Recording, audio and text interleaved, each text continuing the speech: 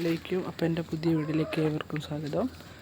അപ്പോൾ കോഴിയുണ്ട്, തുറക്കാൻ വേണ്ടി ഇങ്ങനെ മുട്ടി നിൽക്കുക. കോഴിക്ക് കൂട് തുറന്ന് അന്നേരം പുറത്തേക്ക് വരും.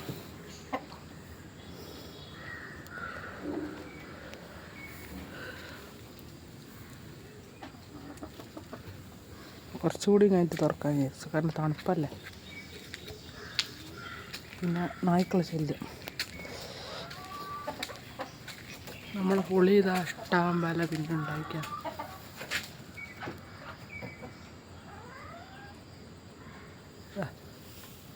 പുളി വീടെടുക്കുന്നുണ്ടോ? ആ ഞാൻ പുറത്താ. നമ്മളെ കൊല മൂത്തിക്ക് എൻ്റെ ജാതിക്കൻ്റെ മരം, അത് തേക്കിൻ്റെ മരം.